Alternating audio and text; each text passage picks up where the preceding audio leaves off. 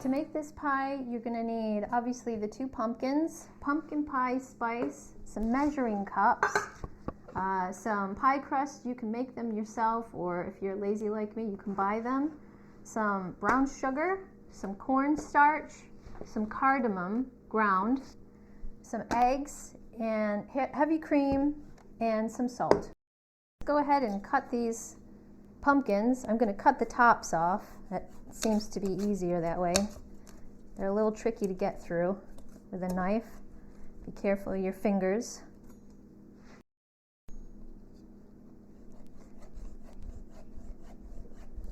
And normally, if you're in the United States, most people would make their pumpkin pies from store-bought cans of pumpkin puree. But I grew these, so why buy it? So I'm just going to turn these upside down and cut these in half.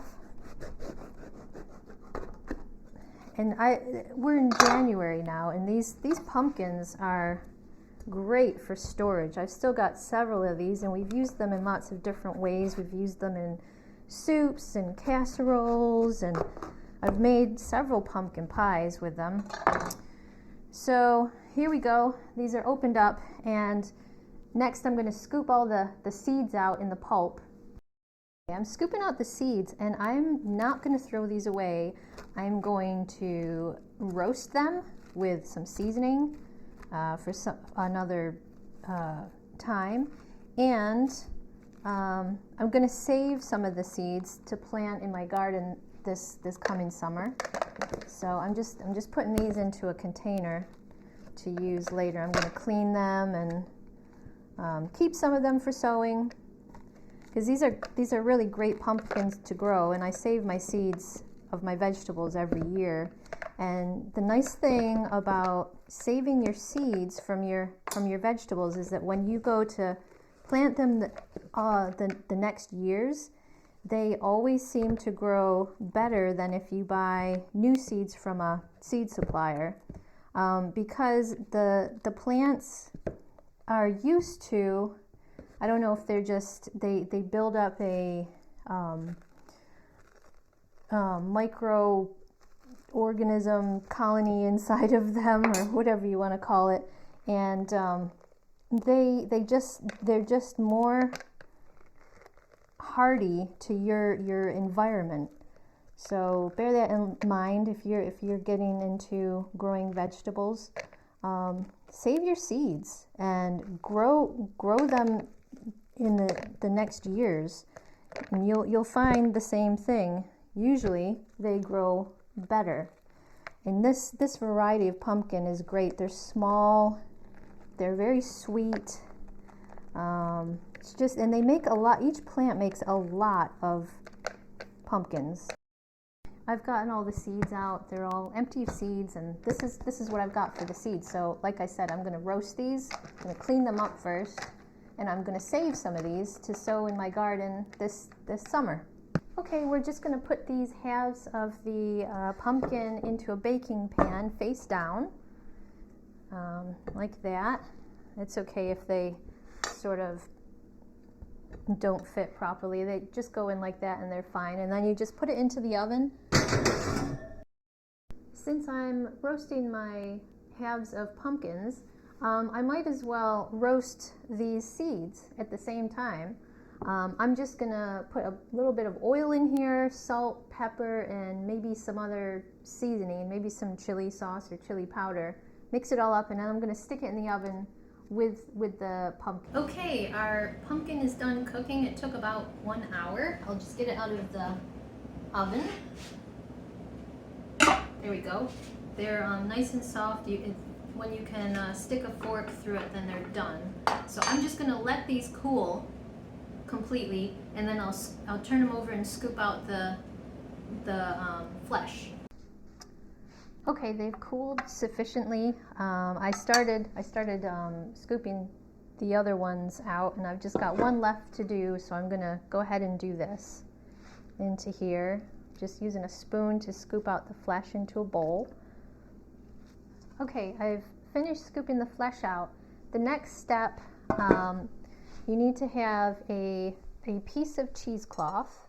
I've got a piece here, and I'm going to put this mixture into the cheesecloth like this. And then we're just going to gather up the edges of this and squeeze all of the liquid out, or as much as you can, into the container. Because you don't want a mushy or a wet pie. So you just got to get out as much moisture as you can. And I'm not going to throw this liquid away. I'm going to use it as an ingredient when I make stock for a stew or a chili or whatever. But I won't throw it away. It's tasty. It's sweet. It's kind of, you know, vegetable-y. It has a nice flavor to it, so I'm going to keep it.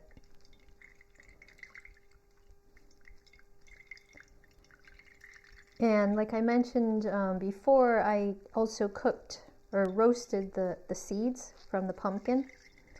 So I've got some nice tasty roasted pumpkin snacks as well. Okay, I've finished squeezing out as much liquid as I can. You do get a lot of liquid out of it. So what I'm left with is a dryish puree, basically. So what I'm going to do is I'm going to put it back into here for now. All right, so I'm going to start putting all of the ingredients into this Vitamix, but first of all I'm going to put the heavy whipping cream in and whiz this up to get it thicker. It doesn't tell you to do that in most recipes, but I've done that in the past and it makes a firmer pudding mix. So we're going to put 2/3 cups of heavy cream in.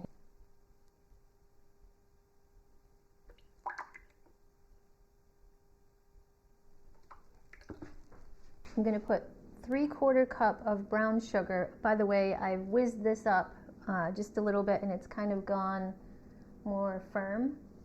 So I'm going to put the sugar in next. 3 large eggs.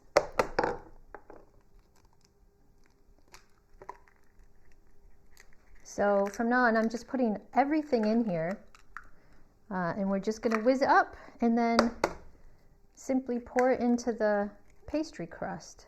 It's very simple. I'm just going to put maybe a 1/4 teaspoon, or that might be even a teaspoon, of cardamom, ground cardamom in there. I'm going to put in, I've got this pumpkin pie spice. It's got all of the right ingredients in there, so you don't have to do each one separately. I'm just going to put about 2 teaspoons, actually a little bit more than 2 teaspoons of this in here. I'm going to put 1/2 teaspoon of salt in here.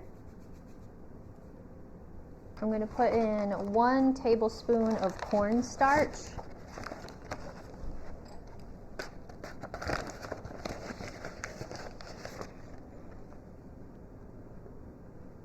And then finally I'll put in the pulp from the pumpkin.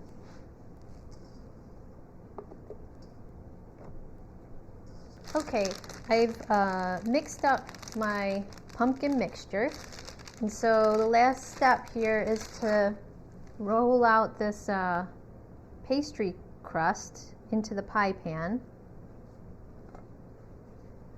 like this. It's pretty easy, convenient. I could have made my own, but I didn't want to. It's easier to do it like this. I might do that next time maybe. So there's that, and you can go around and do something special with the edge if you want to. I'm just gonna leave it mostly like that. Okay, let's pour this into the pastry case like this. Another option is you can blind bake the pastry first, but I find that it doesn't really make that much difference.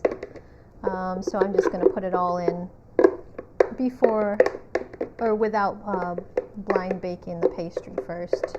Okay, we're ready to put this into the oven. You can see it's quite firm, and that's from, it's more firm because I first whipped up the heavy cream until it got a little bit more firm. I've set the oven to 375 Fahrenheit, so I'm just going to go ahead and put this in the oven. Okay, you'll want to cook your pie for 30 to 40 minutes at 375 Fahrenheit.